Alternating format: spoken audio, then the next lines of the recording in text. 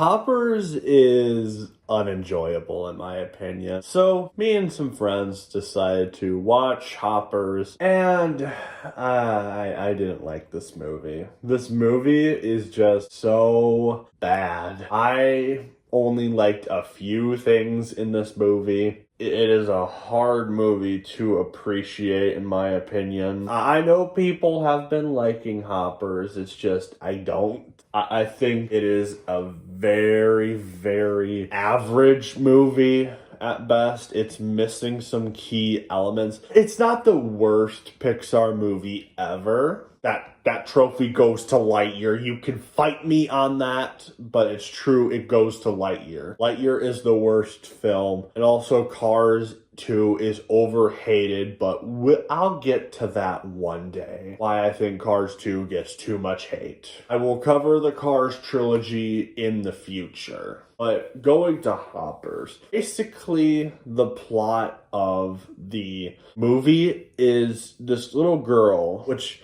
I honestly forgot her name. I'm gonna throw it in here. Her whole character shtick is she wants to free animals, and I know freeing animals is cool and all, but this is pretty much all her character is. She has an incident with her teachers because she's freeing all the class pets. Of course, she's not successful. And also, her mother is just constantly yelling at her. And originally, I thought the movie was just having her mom show up, drop her off with her grandmother, and then she was going to come back. And then I figured she came back at some point. Apparently, she just straight up abandons her, which is very, very interesting. That was something a YouTuber that I watch pointed out. YouTuber I personally like a lot of his views, The Real Life Fake Wizard. He pointed out a lot of problems with this movie. I don't agree with everything he said, but he did have some interesting points about it. And it's the fact that she has, that her mother just abandons her early on and leaves her with her grandma, which, ooh. But, I mean, there's some nice elements here. Like, the stuff with the grandma is fine. Of course, then she dies at some point, and unlike Up, don't get to see it. We just fast forward to it. And, of course, our main character is doing what she's always done, just fighting for the animals and yada, yada, yada. And she's also in conflict with the mayor, who is trying to build a giant highway through the city.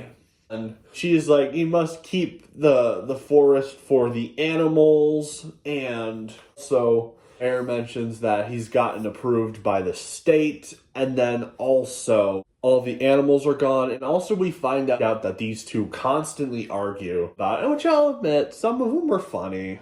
Some funny moments in there. In the flashback, the compilation of times that they've argued in the film, it was funny. I'll give them that. But still not strong enough. I will say, this movie has some funny moments in it, but it's not a lot. But continuing on, then our main character has the brilliant idea of getting signatures to combat the mayor's plans, because he did say, consider it if like this amount of signatures. Of course, she's not successful. Everyone slams the door in her face for the most part. And this old guy that she tries convincing, I generally felt bad she was bugging him about this. It's like, you can tell that this guy is slipping. This isn't an old guy who still is there. This is an old guy who has aides to help him. That is just messed up. I get it, it's played for comedic jokes. But I did laugh, like, at the end of that scene with the old guy where he turns on his hearing aids, like, what was that? It was funny.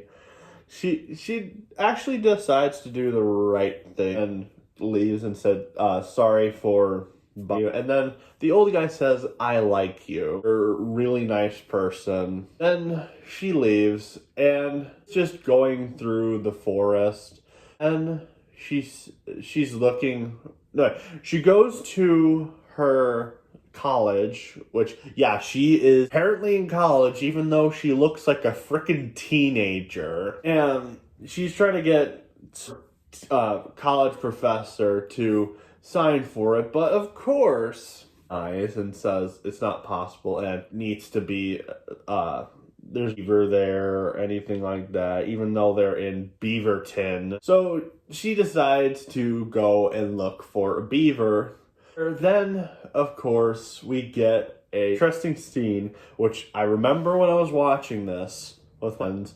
Like, oh, the agency is just gonna kidnap that beaver so they can keep no animals here. And then it literally happened. Just the beaver got kidnapped. I'm like, I was just joking.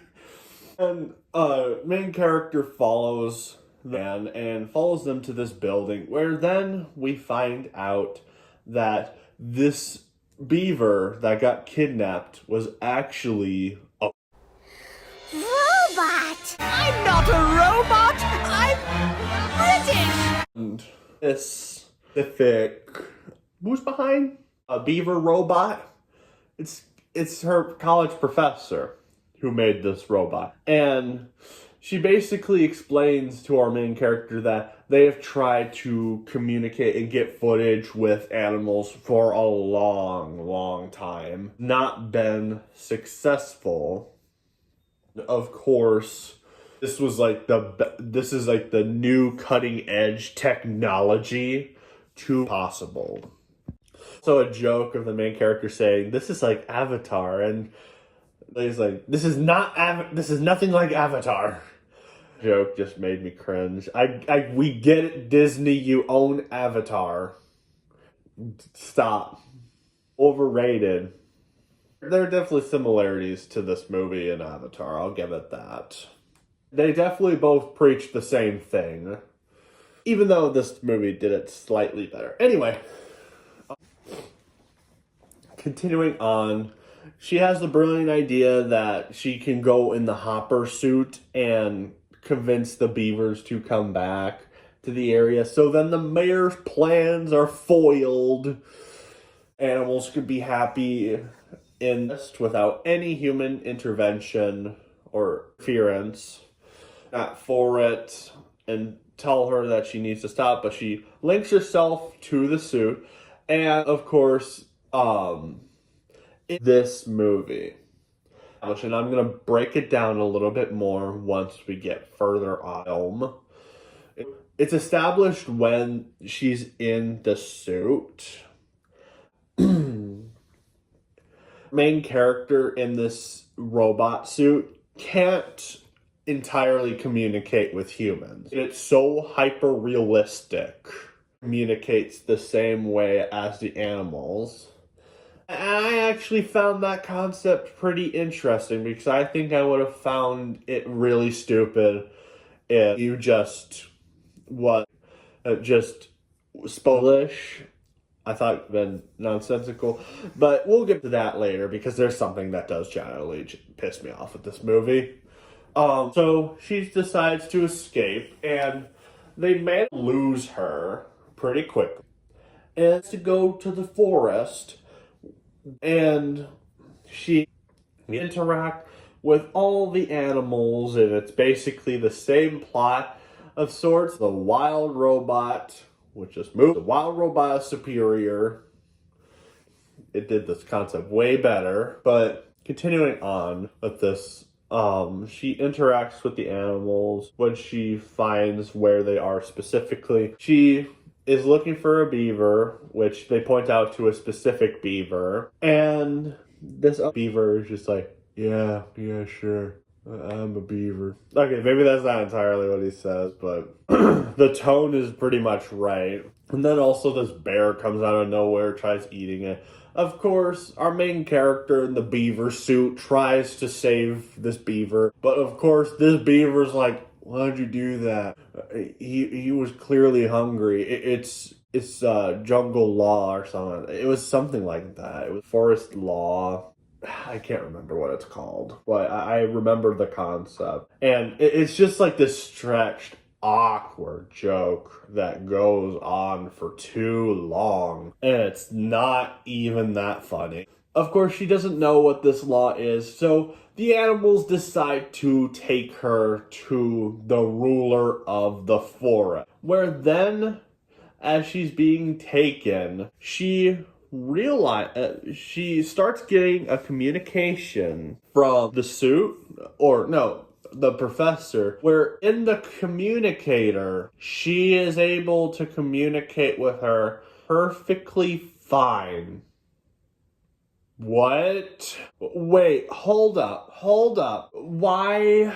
Oh my gosh, this is so stupid. So you established that she, in the suit, can't communicate with humans. She can't. She speaks like an animal. Detail I actually liked in this movie. But you're telling me in her communicator, she's able to talk to the humans perfectly fine. What? Now I can see someone going, but that makes sense. It's fine. It's a kid's movie. You shouldn't criticize it. I remember a friend saying, like, I actually like that they did that, but the only problem with it being established now that you can talk, she talks normally in English in the communicator is, why didn't they do that from the beginning? They're just like, oh wait, we can't understand her right now. Let's get that communicator. Let's get the communicator. Hey, get out of that suit right now. No, I don't want it. Get out of the suit. No, I don't want it.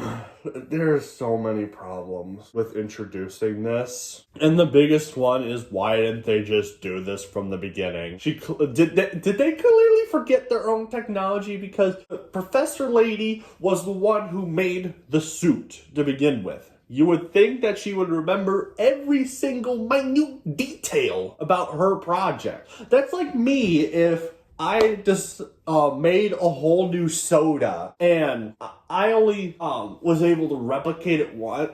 I made it a bunch of times, but then I suddenly forget, oh, what's the main ingredient of this soda? So stupid it is.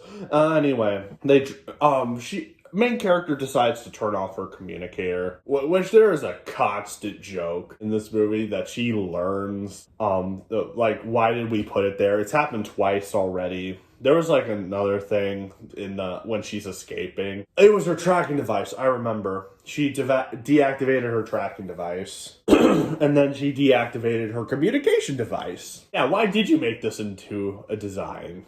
Why'd you put it there? And then she gets but they could still see her, at least. They could still see what she sees. And the animals are dragging her to the Beaver King, which we get to see. And the Beaver King is basically hyping everybody up, and yeah, he's one of those characters. He's obnoxious. I can't stand this king. And, of course, the beaver and the bear are like, she doesn't know what animal law is. And the Beaver King basically has to explain the whole concept of jungle law, or whatever it's called. I don't care. And we get to see the normal life of the animals, including some that die, and the rule is basically you gotta eat, is basically the short way to sum it up, which I do disagree with Real Life Fake Wizard here of sorts. He mentioned in his video that, actually no, I'll let him say his piece in this video. Normalization of predation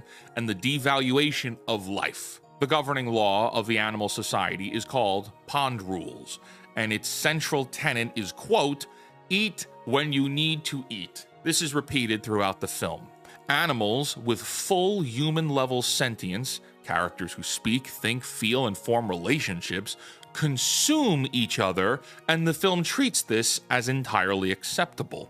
There is no moral reckoning. No character questions whether this is right. There is no scene where the horror of consuming a sentient being is acknowledged. Instead, it's played off as a joke. Stripped of the colorful animation, the message renders down to an alarming concept. Take advantage of other people when it benefits you. If someone has something you need, take it. That is the subtext of Pond Rules when applied to characters that children are designed to empathize with, and the film reinforces this through repetition. Characters with full personalities are eaten, squished, and killed, and every single instance is played as a joke. I would make the argument, though, that it is possible to make certain death moments pretty funny. A great example, I mentioned it earlier, is The Wild Robot.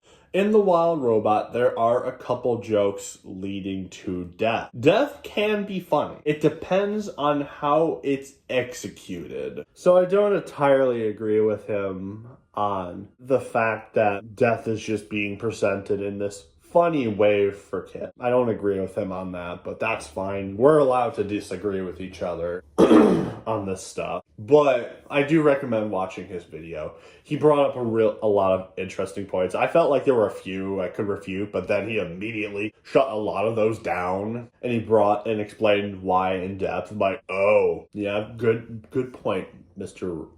Real life fake wizard. Anyway, of course, we get to talk to the animals a bit more, and the animals reveal some details about how they feel about the regular world. The animals say we have like our civilization here, and then we humans have their civilization over there. And of course, the animals do like the most stretched out and obnoxious joke in this movie. And it's the animals saying like the city over the palace over there is just go ew beep beep beep. They're basically imitating traffic and city life, and it is stretched out and it is obnoxious. Like, this joke was iffy before, and you could have had it maybe be sort of funny, but it goes on and on and on, where it's just obnoxious. But then, as we go further on the movie, we find out why the animals have not went back to their area. And it's because of a certain sound that the animals can't hear.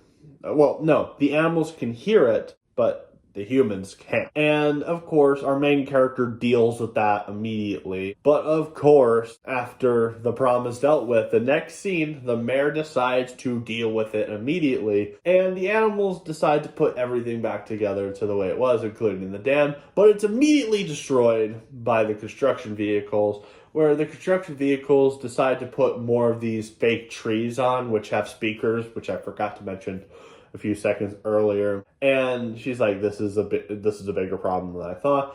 And then the Beaver King and her decide to go to the other kings of the many other divisions of animals. And we get this whole meeting, and our main character is just basically trying to convince them that we need to fight back. But then she realizes what she did just made things worse, because now they want to kill the human king and rule the world. And our main character realizes that is wrong. It's like, oh wait, no, we shouldn't go that far. We just need to generally talk to him. And then, just at the same time, the butterfly queen is just hyping them all up, where then our main character accidentally kills the queen of the butterfly kingdom. And also it makes it worse when our main character just wipes her on the wall. That was so painful. And then the other animal kingdoms decide to strike back and try to kill them. And of course, everything goes wrong. Their whole plan has been foiled. And then also at the same time, the professor finds her and puts her back in her human body, where then our main character loses all ways to communicate with the Beaver King. And also an awkward and a very painful moment, realizing our main character, he realized the main character that he met and was the bravest beaver, and also forgot to mention promoted her to being her second hand, was not a real beaver the whole time. And she gets taken back. But then in the next scene, you would think it would be something with the humans, but somehow the animals have just taking control in the last couple of seconds. The amount of time while she was knocked out, or the effects of her being ripped out of the soup after being there so long, we transition from the humans grabbing her and going back to the lab to the animals have somehow taken control of the lab. This doesn't even feel natural. There's not even a slight hint that like one of the animals like snuck onto the truck secretly or anything like that to hint at it. It's just like, oh, animals are taking control. And the animals decide to come up with a brilliant plan. They use the hopper technology, but they made a human suit for the new ruler of the butterfly kingdom, the son of the butterfly queen, who was a caterpillar at first, but then became a butterfly before he puts the suit on. And he is going to, and his plan, the new butterfly king's plan, which honestly is probably the most interesting thing out of this whole movie. I'll say he's not a bad villain in personality, no doubt about it, but his plan is to disguise himself as the mayor with the hopper technology, and then also to basically do the same thing as them and basically kill them with their own sound machine. And of course, we get this moment right here with the Beaver King, but of course our main character isn't able to understand her, and you can tell the Beaver King's just upset about the revelation. There's not even proper build up to any of this. Like it's a cool idea. Like it would make sense, but I'm gonna hate myself for saying this because I really don't want to say it. I really don't. Avatar did the whole reveal thing better. Like, as much as I don't like the first Avatar movie, and the second one now, I looked back on the second one, it's pretty bad as well. The Avatar movie did the whole reveal, I'm not one of your kind thing, probably the best way you can. Even though I felt like there was more emotion with the Hopper's version a bit more, but the build up to the reveal was so much better in Avatar, and I want to rinse out my mouth with soap after saying that. That's how much I don't like the Avatar franchise. Yes, I know I made a review on that. Shut up. But it just you would think it would be much of a bigger reveal. I mean, yeah, you could consider him pulling her out of the van, and you could have had the king like dig into the suit a little bit more and realize that it was a fake. But we didn't get that because it's not developed right. And of course, him not trusting her entirely, that makes sense. And especially the fact that she can't communicate with him anymore. That all makes sense. Oh yeah, I forgot to mention, because this movie, I just can't remember this movie that well. I don't care about that much. Also, the animals, including our main character, abduct the mayor. And also the animals are trying to kill him. But that's not important. That's not important. And no, that doesn't really help justify the bad structure of the story. When it comes to the animals taking over the professor's lab, it doesn't help. I mean, it's scene. I'll give it that. It's probably the funniest scene out of the whole movie. But it's not that important. That's probably why I forgot about it. And, of course, the Butterfly King and all the other rulers and animals leave her, where then, of course, the humans have to figure out a way to break out of their trapped state, which they eventually do. And also the mayor's here, and they find the hopper suit, they fix it up a bit. The mayor goes in the hopper suit, and while that's going on at the same time, the Butterfly King is preparing his rally to basically present his plan, and he has this whole monologue about how you kill their stepped on animals or killed them, and he's about to finish the job, but of course, our main character stops him and tries to convince him that you don't have to go this far to deal with the problem, and everyone's just confused by it, going like, what's going on with the mayor, and I guess this is a nice scene, and you think it went anywhere, but no, it didn't. The Butterfly King is still evil, and of course, then the Butterfly King's plans are foiled. People realize that the Butterfly King is not the mayor, and was an evil plot. And it even gets to the point where the mask on the robot suit is revealed, and you can see this robotic skeleton, which I didn't see this coming. Now, I will disagree with another point Real Life Fake Wizard made about this part of the movie, where he said that this is straight up body horror. Now, I disagree with this. It's not the first time a movie or a show with a character who is a robot and looks human is revealed to be a robot by this way. It's happened before, and it's been done in kids media before too. But I do understand where you're coming from on this, even though I don't think it counts as body horror because it's a robot. If it was a human, 100% agree. I would 100% agree with you on that. But of course, the Butterfly King's hopper suit is deactivated, and the Butterfly King gets ejected from the hopper suit because the king decides to help our main character, even though there was no proper, and I will agree with Fake Wizard on this one. Like, there was no build up. Be like, breaking someone's trust is hard to repair. It should take more than this, than just... And they don't even get a scene where they interact with each other to try to repair it. And I'm going to shoot myself in the foot for this, but Avatar also did this thing better because we also got to see them trying. We got to see our main character slowly try to make things right with the blue sky people. I don't remember what they're called. He tried. We at least got a scene of that. This movie doesn't give us the scene.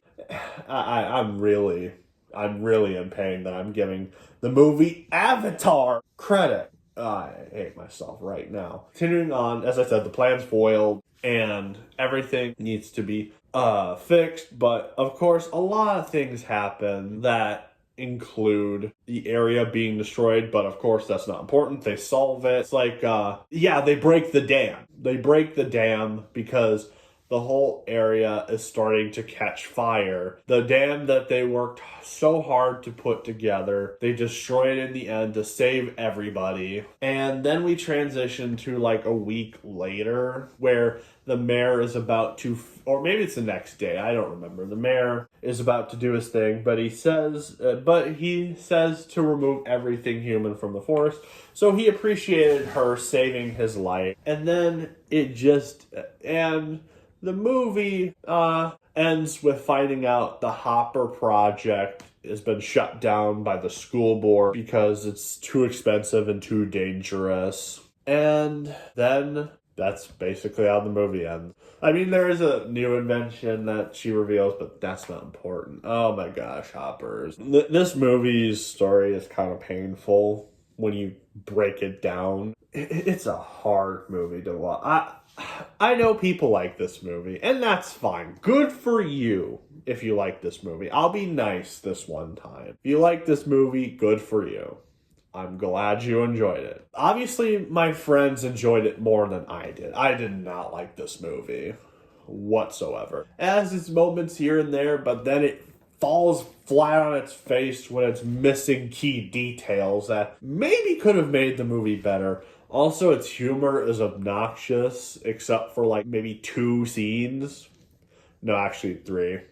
Its villain is interesting, but that's really about it. That's all this movie's got. It's a hard movie for me to watch. I can't like it. It's not good. And it sucks because Pixar's last movie, Elio, even though I wasn't a huge fan of that movie at first, I thought it was way better. And then rewatching it again, I actually appreciated Elio a little bit more. And I was trying to hate Elio because after the abomination that was the Lilo and Stitch remake, I was done giving Disney chances. And I still am. I am still done with giving Disney more chances. I've given them so many chances with their films where it's like, oh, they're going to get better. And then it heads back right down to where we were. It's annoying. But what would I have to rate this movie? I'd give it like maybe a 5 out of 10, maybe 4. It is just obnoxiously average. There are some things that could have worked, even though the trailer was not presenting a very good movie. But it's a movie. It's like, it's dumb kid fun, but it's not funny. And a lot of, I know people are going to say, well, you're not the age demographic. Okay, most of the Pixar movies in the past are also not my age demographic, but I like these movies. I like the old Pixar movies. A lot of adults do. And it had way more moments and was way funnier than this movie. So that's not an excuse. I hate when people use that excuse because that's all they'll use to deflect it. It's a kid's movie. It's supposed to be funny. It's supposed to be goofy, funny movie for kids. Which even a goofy, funny movie can have good adult themes, like the Pixar films of past. Again, still not the worst Pixar film. It's still Lightyear. I will fight you all to death on that one. It's still Lightyear. I just can't enjoy this movie. But I will say it's not for me, and not just because it's a kid's movie. But yeah, that's what I feel about it. 4 out of 10. 4 out of 10. How do you feel about Hoppers? I would love to hear people tell about if they liked Hoppers or if they hated Hopper or aren't considering watching Hoppers because of this review. Tell me in the comments. And yeah, this movie was a success with its box office, which makes me a little upset, to be honest. I don't think it deserves it, and also gives Disney money. Disney! Even though I've also given Disney money before too. But anyway, always criticize and rise up.